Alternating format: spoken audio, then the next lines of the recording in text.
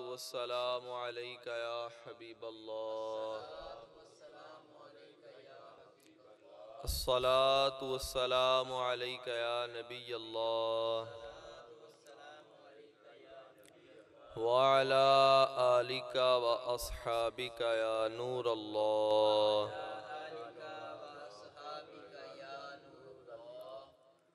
हुजूर नबी करीम रऊफ़ुर रहीम सल्लल्लाहु ताला अलैहि वालिहि वसल्लम की ज़ात मुबारका पर दुरूद व सलाम पढ़ने के बेशुमार फ़ज़ाइल व बरक़ात हैं। आका करीम अलैहि सलातु वस्सलाम ने इरशाद फरमाया, मन सल्ला अलैया खमसीना मर्रतन साफ़हतुहु यौमल क़ियामा, कि जो बंदा मुझ पर रोज़ाना 50 मरतबा दुरूद पाक पढ़ेगा, कल बरोज़े क़ियामत मैं उस बंदे के साथ मुलाकात फरमाऊंगा।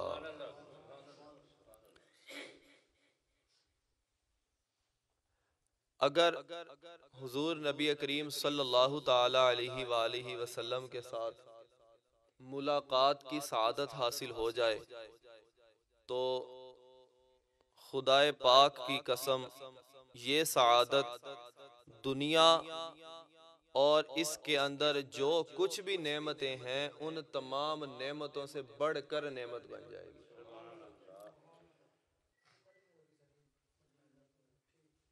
क्योंकि यही वो अजीम नेमत है मुस्तफ़ा करीम अलैहि सलातु वस्सलाम के साथ मुलाकात वाली, कि जो एक आम बंदे को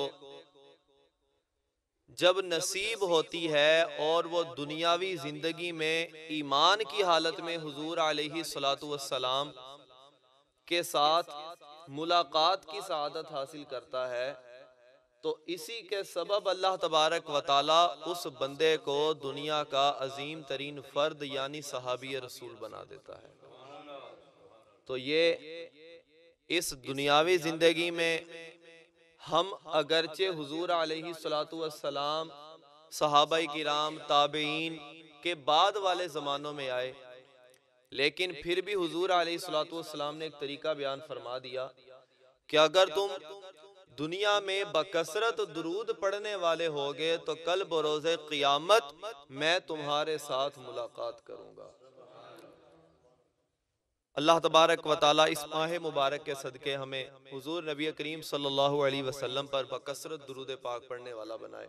एक बार बाआवाज़ बुलंद दुरूद पाक पढ़ लीजिए। अल्लाहुम्मा सल्ली अला सय्यिदिना व मौलाना मुहम्मद मअहू सल्लल्लाहु ताला अलैहि व आलिहि वसल्लम। सलातो व सलामुन अलैका या सय्यदी या रसूलल्लाह। प्यारे और मोहतरम इस्लामी भाइयों, ये आज का दिन रमज़ानुल मुबारक का यूं कह लें कि सबसे ज्यादा बरकतों वाला दिन है, क्योंकि रमज़ानुल मुबारक की वैसे तो हर घड़ी हर लम्हे में रहमतें नाजिल होती हैं, लेकिन जब जुमा का दिन तशरीफ लाता है तो अल्लाह तबारक व ताला की तरफ से बरसने वाली जो रहमतों की बरसात होती है उसमें और ज्यादा इजाफा कर दिया जाता है। और फिर रमज़ानुल मुबारक का जो आखिरी जुमातुल मुबारक है, जिसे जुमातुल विदा के नाम से भी याद किया जाता है, जो कि आज के दिन तशरीफ लाया है, ये वो मुबारक दिन है कि जो बरकतें, जो रहमतें अल्लाह तबारक व ताला की इस दिन में नाजिल होती हैं वो इसके अलावा आम दिनों में इस तरह नाजिल नहीं होती। तो अल्लाह तबारक व ताला का खास करम, उसकी खास रहमत है कि उसने हमें रमज़ानुल मुबारक का जुमातुल वदा देखना नसीब फरमाया। ये इस एतिबार से भी ज्यादा अहमियत का हामिल है कि आने वाले रमज़ान का जुमातुल विदा या आने वाला माह रमज़ानुल मुबारक हमें देखना नसीब हो या ना हो, ये अल्लाह तबारक व ताला बेहतर जानता है। तो इसी माह रमज़ानुल मुबारक के इसी जुम्मतुल मुबारक के सदके में अल्लाह तबारक व तआला हमें गुनाहों से पक्की और सच्ची तौबा नसीब फरमाए, हमेशा हमेशा नेकियां करने का ज़हन अता फरमाए। अल्लाह तबारक व तआला ने सूरतुल मुद्दसिर में इरशाद फरमाया, कुल्लु नफ्सिन बिमा कसबत रहीना, हर जान अपने किए हुए आमाल पर गिरवी रखी हुई है। बंदा जब किसी से कोई चीज कर्ज वगैरह लेना चाहता है तो सामने वाला बंदा जो कर्ज देने वाला है वो उससे मुतालबा करता है कि मुझे जमानत के तौर पर कोई बंदा दो। कोई जमानत देने वाला ना मिल सके तो गारंटी के लिए ये बंदा किसी कीमती चीज को या कोई जमीन वगैरह के कागजात को बतौर गिरवी रखवा देता है कि जब मैं अपना कर्ज वापस कर दूंगा तो फिर ये चीज मैं तुमसे वापस ले लूंगा। अरबी में इसको रहन कहा जाता है, रहन। इसी का जिक्र अल्लाह तबारक व तआला ने कुरान पाक में करते हुए फरमाया, कुल्लु नफ्सिन बिमा कसबत रहीना, हर जान अपने किए हुए आमाल के बदले में जहन्नम में गिरवी रखी हुई है। कि अगर बंदा दुनिया में जिसको अल्लाह ने भेजा, जान अता की, ये दुनिया में आकर अगर नेक आमाल करेगा, अल्लाह तबारक व तआला की नाफरमानी वाले कामों से बचेगा, अल्लाह की इताअत में जिंदगी गुजारेगा, तो ये बंदा अपनी जान को जहन्नम के अजाब से आजाद करवा लेगा। और अगर ये अल्लाह तबारक व तआला की नाफरमानी में रहा, अल्लाह तबारक व तआला ने जो इस बंदे को जिंदगी अता की, जो नेमतें अता की, बदले में ये नाशुक्रों वाली जिंदगी गुजारता रहा, ये दिन रात अल्लाह तबारक व तआला की नाफरमानी में मुब्तला रहा, तो फरमाया फिर ये जान जो इसने गिरवी रखवाई हुई थी जहन्नम से बचने के लिए, अब चूंकि ये अल्लाह की इताअत वाला जो कर्ज इसके जिम्मे था वो कर्ज अदा ना कर सका, और कर्ज लेने वाला जब कर्ज वापस ना कर सके तो फिर जो चीज उसने गिरवी के तौर पे रखवाई हुई होती है वो फिर मालिक ले जाता है।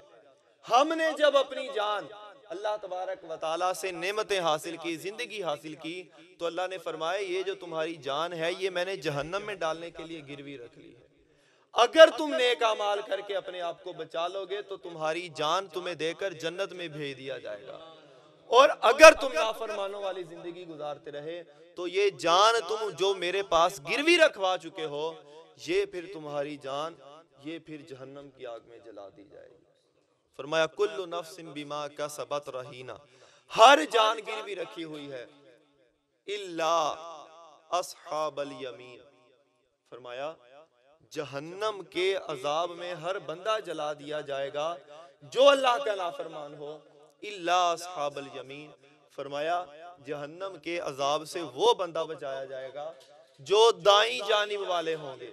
अस्हाबल यमीन, यमीन कहा जाता है दाईं जानिब को, अल्लाह ने फरमाया दाईं जानिब वाले। अब दाईं जानिब वाले कौन?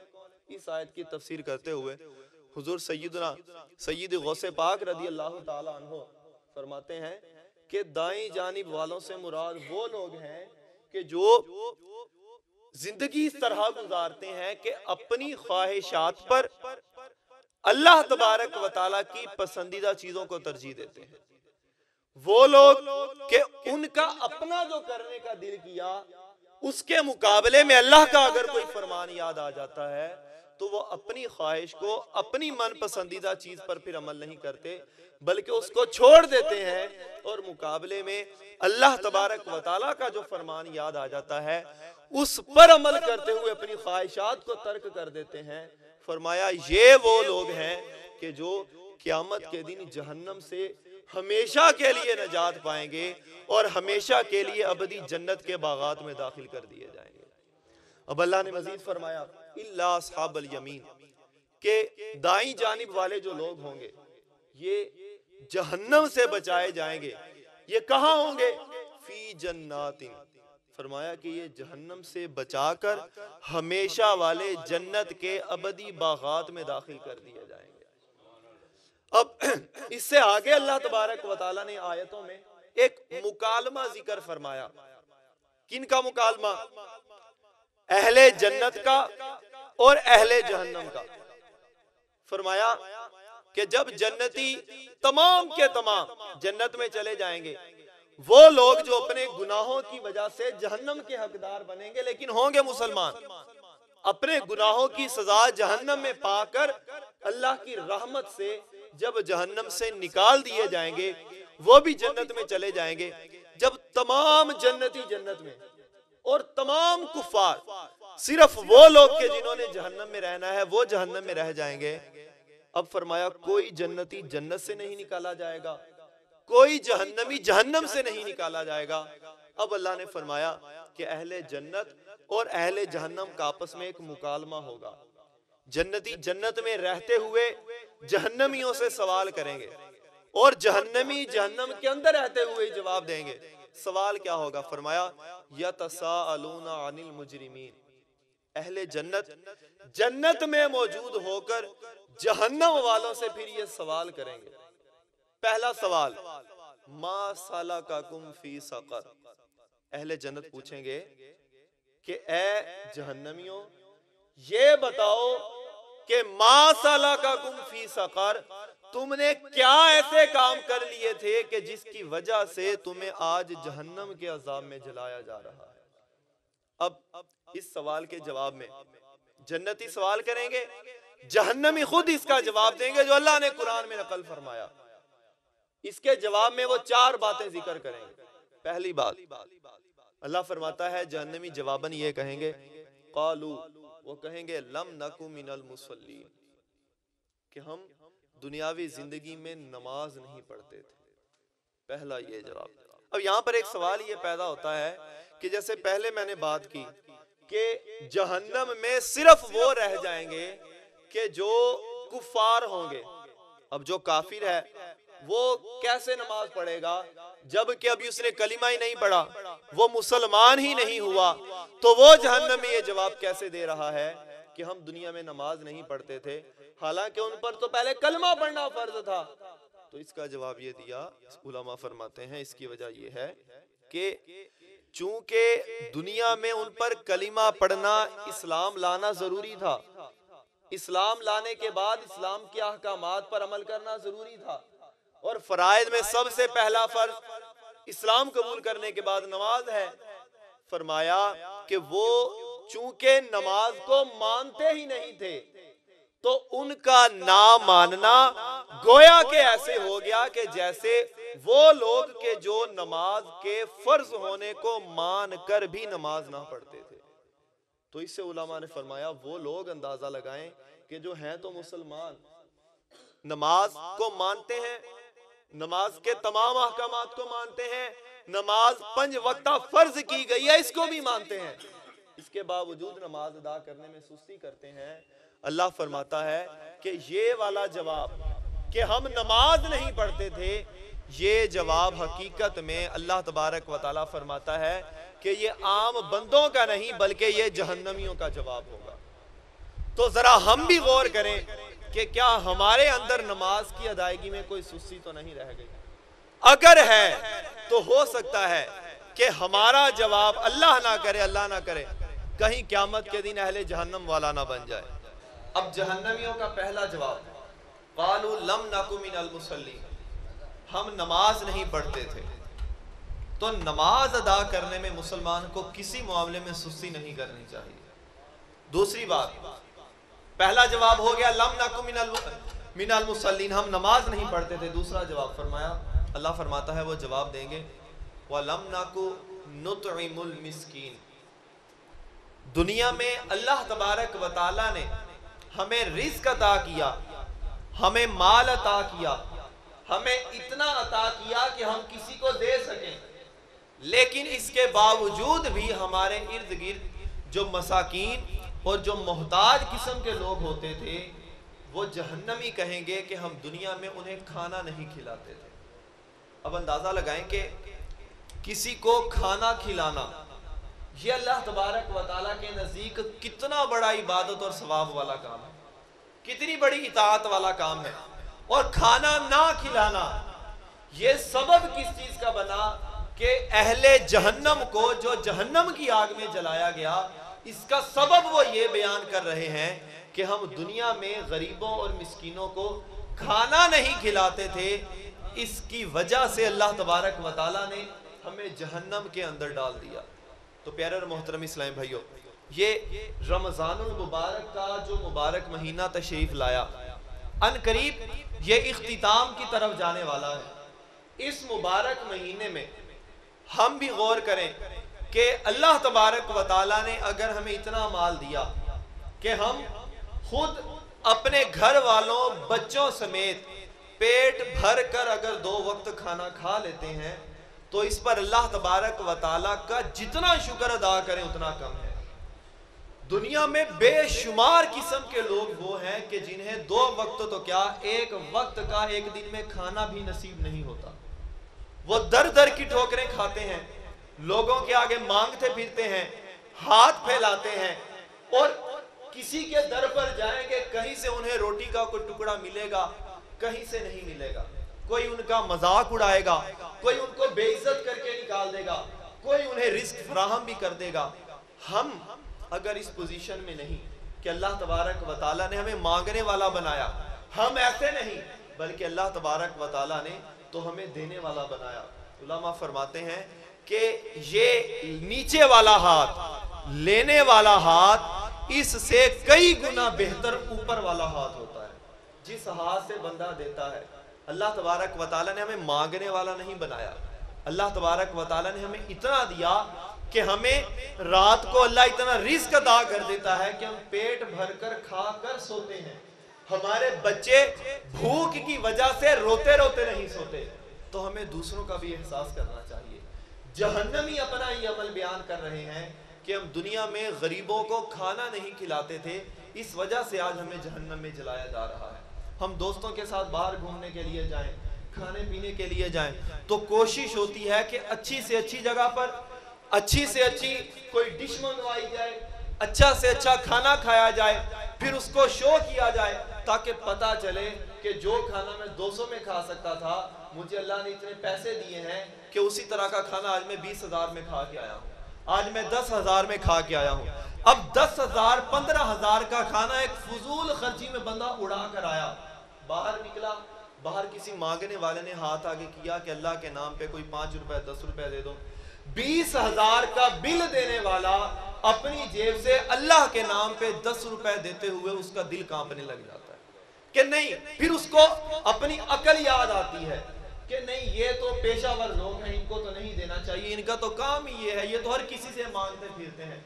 यहां पर जो अपनी अकल के घोड़े दौड़ा रहा है, होटल के अंदर उसे 20,000 25,000 15,000 रुपए एक फजूल काम पर जाया करते हुए तब अपनी अकल क्यों याद नहीं आई?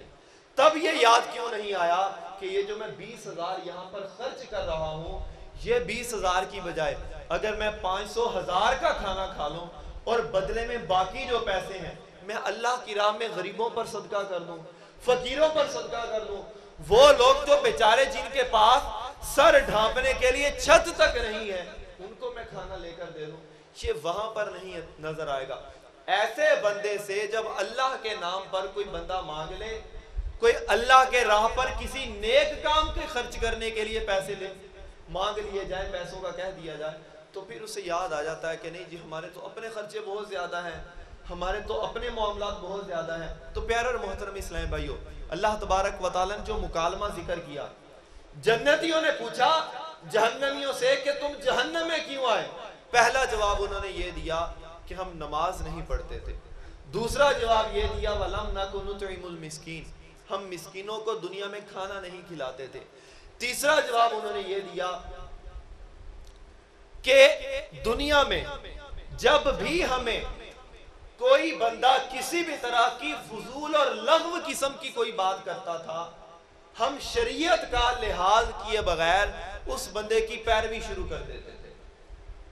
अगर हमें किसी की तरफ से ये पता चला कि ये गलत किस्म का काम इजाद हो रहा है, गुनाहों वाला काम इजाद हो रहा है, तो वो जहन्नमी ये जवाब देंगे कि हम शरीयत के हुक्म की, शरीयत के अहकामात की फिर कोई परवाह नहीं करते थे, बल्कि वो ये कहेंगे कि हम बगैर सोचे समझे उसकी पैरवी करना शुरू कर देते थे। आज मुसलमानों की हालत देखी जाए तो ये तमाम जवाब अक्सरियत के साथ मुसलमानों पर बजाज सादिक नजर आते हैं। नमाजों के मामले में मुसलमानों की अक्सरियत मसाजिद से तो क्या, नमाजों से दूर। एक बंदा जो मस्जिद में आके नमाज नहीं पढ़ता, घर में पढ़ता है, वो भी गुनाहगार है, वो भी गुनाहगार है। अगरचे घर में पांचों नमाजें पढ़ रहा है फिर भी गुनाहगार है, क्योंकि मस्जिद में जमात के साथ आकर नमाज पढ़ना वाजिब है।